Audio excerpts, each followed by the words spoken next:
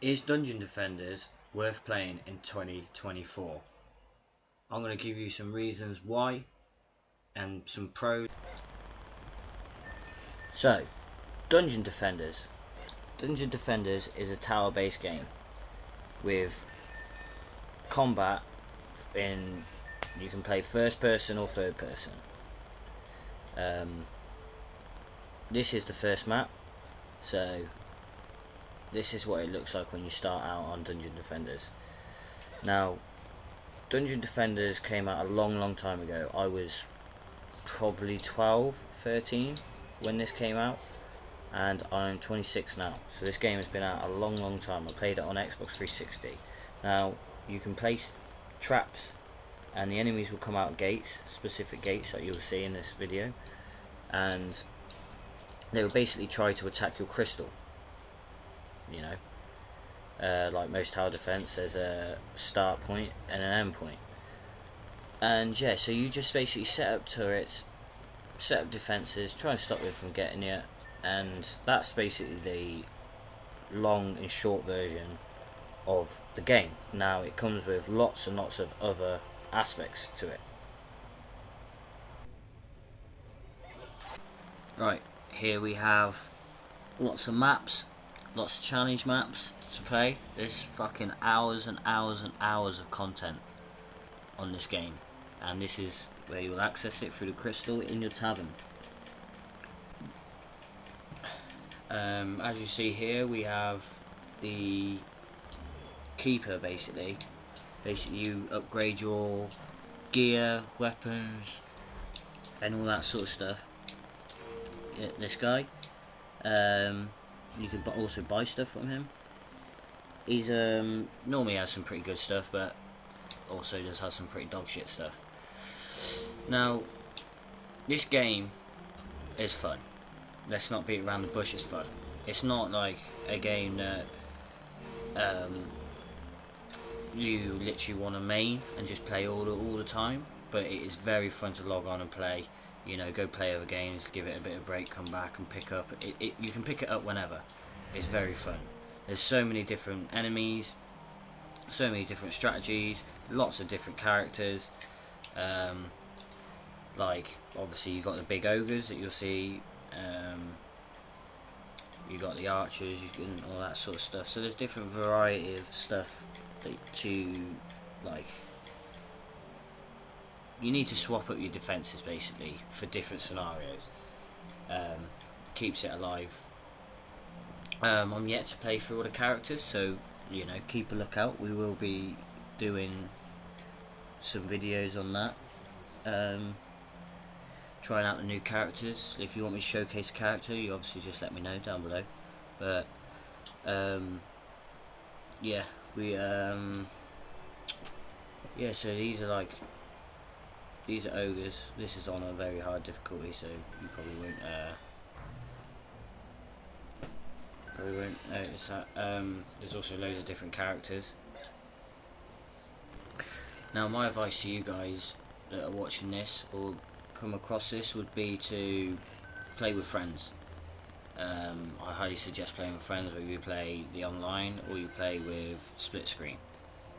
Highly recommend playing with friends. It is very fun. You can also boost characters with your second controller. Yeah, so if you're looking to play the game and you've got a group of you, by all means get as many people on as you can, because I used to play with my brother's sister, missus. Me and my missus still play this from time to time. Get on the old split screen, you know, and just zone out for a few hours with the family. Like, it's such a cool arcadey game. It's so fun. Let's not forget one thing. Like, some of these missions are no joke. If you're into like grindy stuff and hard stuff, some of these missions are no joke. And these enemies are no joke. There are higher difficulties, but you do have to pay for DLC, which, in my humble opinion, is not a lot for the content that you get. You could play hours and hours and hours on this game, and you get your money's worth for like £15. Do you know what I mean? £15. The game's like just over £15, so 30 quid, and you have hours and hours and hours of content, hours and hours and hours of content, and you got it forever. So it's definitely worth investing in. And then you get all the characters. I've only ever played with the first 4 characters: Apprentice, Ranger, Squire, Monk. I haven't played with the others, so that will be to come. I will give a review on those characters and whether they are worth it, but from what I've heard, they are worth it. So I can only give you an opinion on the first 4 characters, and they were really fun. Really fun.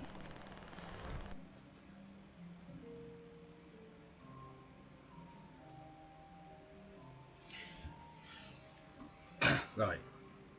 So, all in all, why is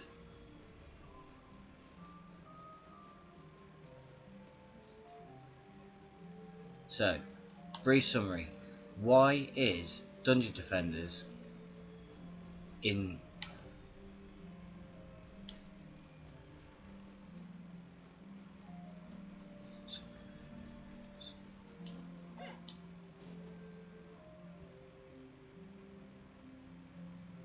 So, summary, Dungeon Defenders, why it survives in 2024. Let me tell you this. Dungeon Defenders. I was playing this game when I was about 12, 13. I'm now 26. Okay? I've just revisited it. I played it on the Xbox 360. This game is very fun. It's fun to play with friends. Girlfriends. You know, it's quite not a hard game to get the gist of, okay? Now, the only cons about this game is it's only accessible by Steam and on PC. Xbox Ones, they don't have this one. There are other Dungeon Defender games out there, so you're looking at Dungeon Defenders 2, Dungeon Defenders, basically the first one remastered. They're shit. They're not worth buying. They're not worth getting. This Dungeon Defenders is by far the best and one of the most enjoyable games I played as a kid. Graphics is still great for it. It's so fun. Yeah, so in my personal opinion, yes, Dungeon Defenders in 2024 is still playable and enjoyable. It's highly worth revisiting for those that haven't played all the DLCs, because yeah, there's loads of new characters. So remember the last time I played this game was years ago. I'm talking a long time ago. But yeah, let me know what you think. Whether you think Dungeon Defenders is still worth a crack. Whether you guys were playing Dungeon Defenders as kids and just thought, you know, it's past its time. I really still like it. I think it's an amazing game. But let me know what you think.